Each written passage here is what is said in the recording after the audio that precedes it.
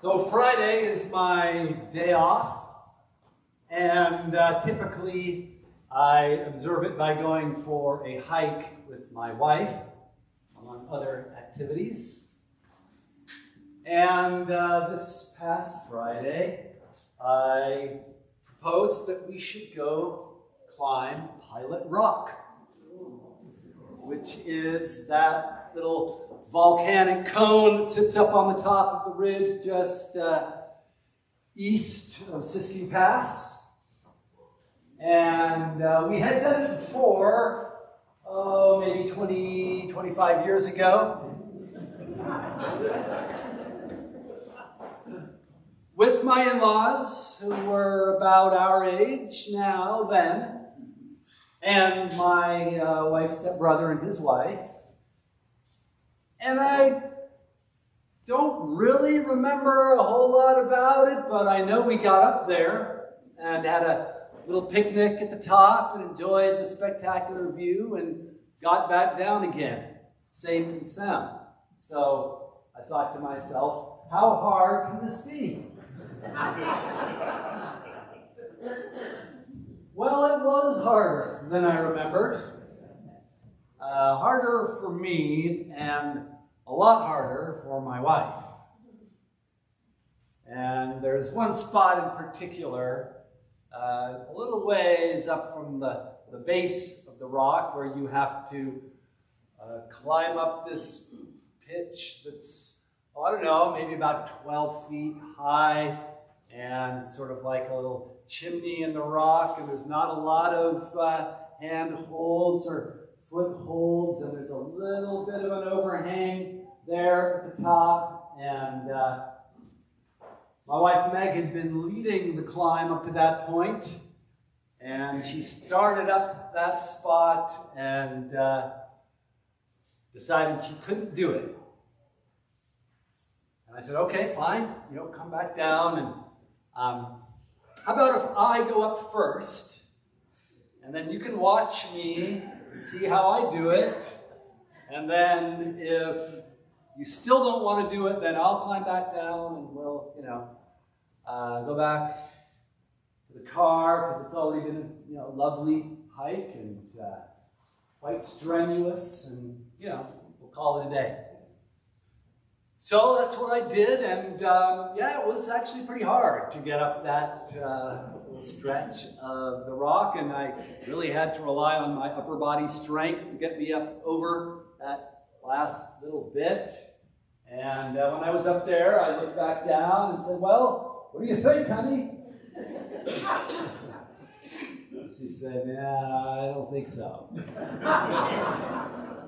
If you want to go, I said, well, how about if I just dash up to the top and then you can wait there for me? She said, well, or I could meet you back at the car. Maybe. You could walk home if I'm not there.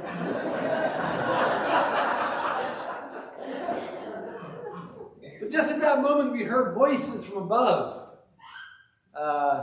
People climbing back down from the top. And so we kind of waited for them to get to where I was, and there was a man maybe in his 40s, quite lithe and fit, and a couple of women with him, less so.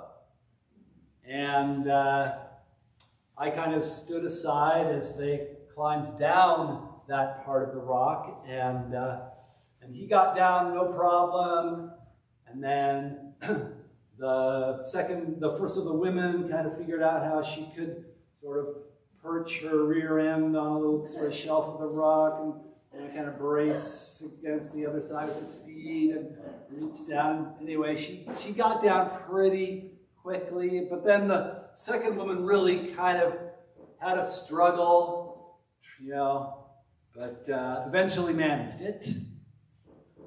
At which point they all, with one voice, started encouraging Meg that, you can do this. See, we did it, you can do it. Just, get up there and we'll help you. We'll tell you what to do. And if you need a little push from below. And I was like, yeah, and I can reach down and pull you up from above. And so like a good sport, she started climbing up again, and about halfway up that little pitch there, she said, "Boy, this is really hard." And one of these very enthusiastic people down below said, yeah, it's hard, but it's going to be so worth it when you get to the top." And Meg said, "Yeah, there are some things in life that are hard, but worth it. But I'm not sure that this is one of those things."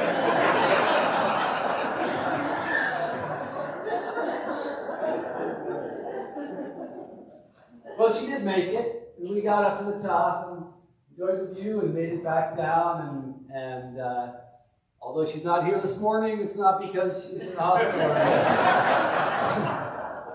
It's all good. But I tell you the story this morning because of that thing that she said. Some things in life are hard, but they're worth it.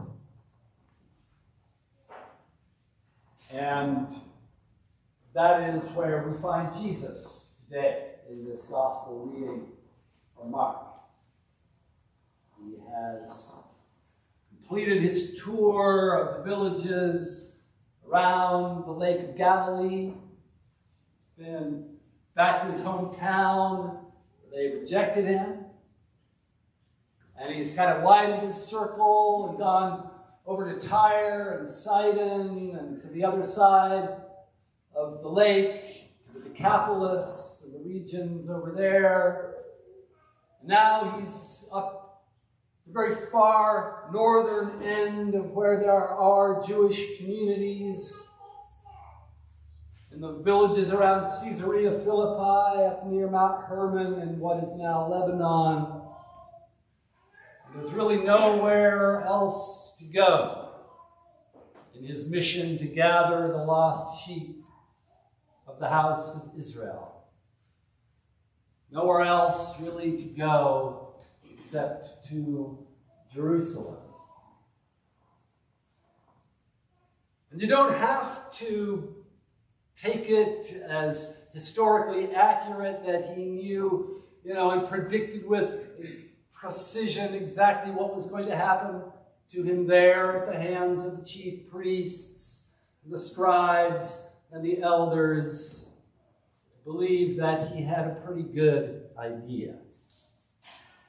That he knew that when he brought his message, his prophetic message of the justice of the kingdom of God, there to the temple, the center of political and religious and economic power, this peasant prophet from Galilee, that they weren't going to roll out the red carpet for him. It was going to be hard. The question was, would it be worth it? So how? How is it going to be worth it? And Jesus takes this moment to ask his disciples, who do people say that I am? And they say, well, some folks say you're, the reincarnation of Elijah. And some people say, well, you're John the Baptist. His spirit has come upon you, and you're like, just the continuation of him and his ministry. And others say, one of the prophets of old. And they're all referring in one way or another to people in the past. Jesus is somehow the continuation of the work done by people in the past. But then he says to them, and who do you say that I am? At which point, Peter says, you are the Messiah. You are the Christ. You are not simply a continuation of the past, but you are someone coming to us from the future. You are the answer to the prayers of countless generations of people who have looked to the future for deliverance, who have prayed to the God of creation, the God who is sovereign over all things, that God would reestablish again in Israel the kingdom of God's justice. In spite of the apparent triumph of one after another of these great empires that have ruled our country and have insisted on the permanence of their glory and the divine standing of their emperors and kings, that the true ruler of history, God of the creation, will, through God's Messiah, come and establish that reign of peace and justice toward which we have been looking with longing and hope.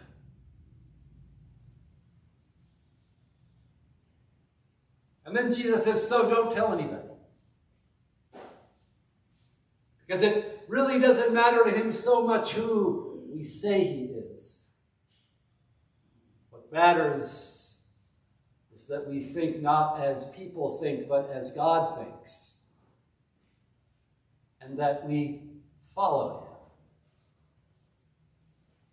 We follow him, doing the things that are hard, but worth it.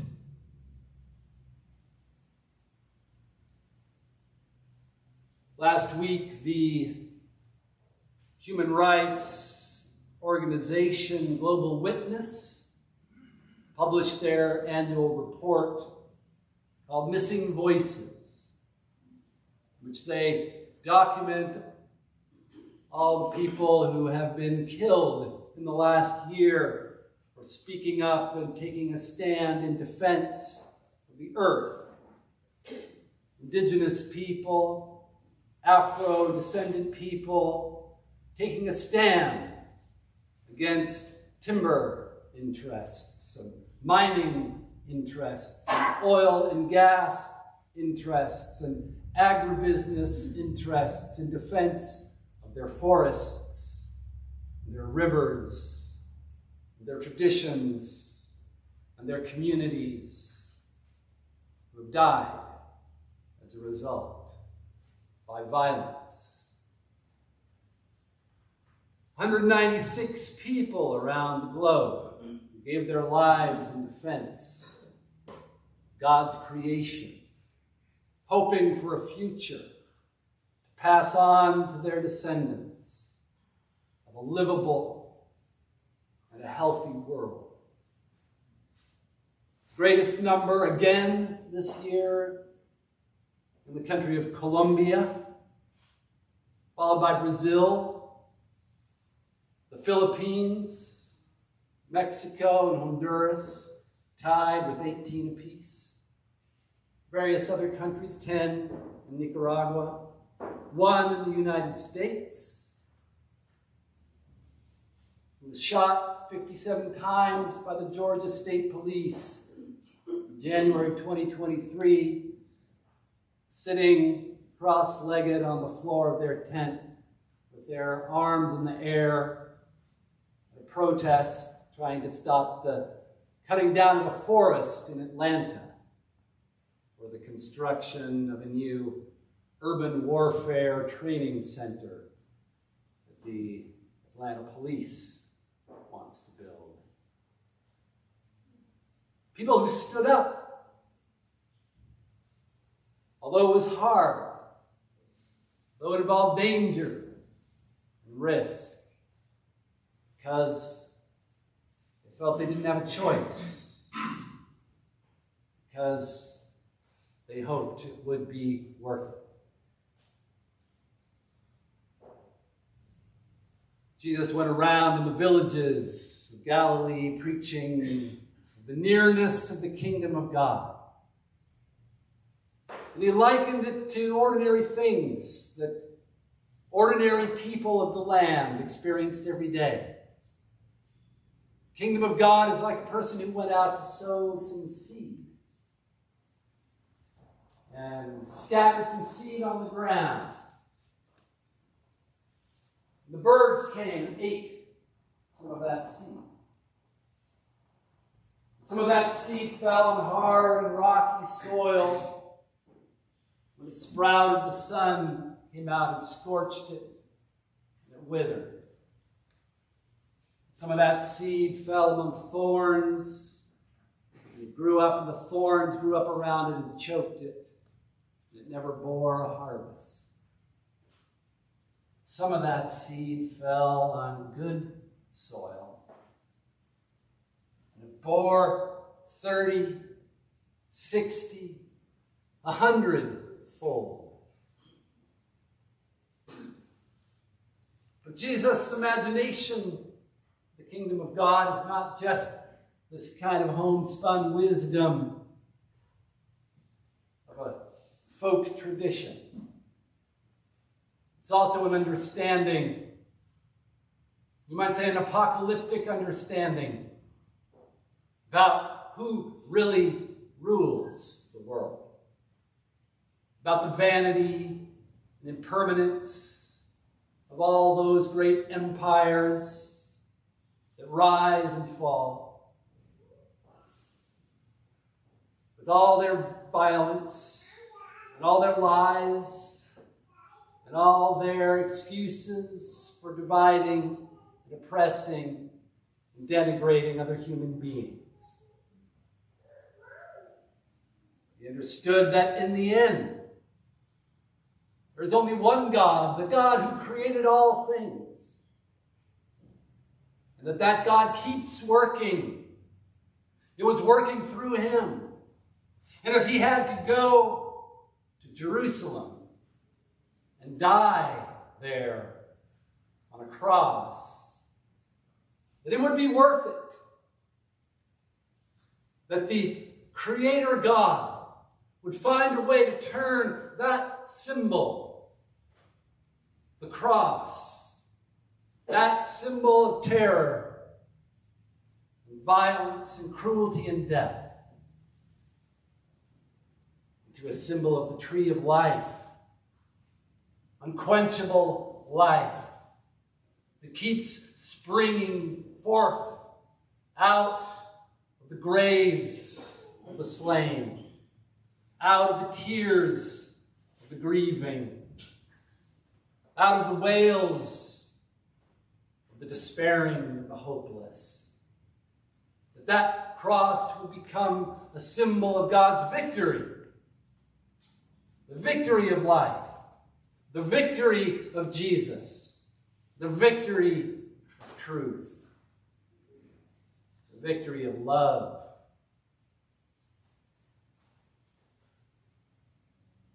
Sometimes it's hard to believe.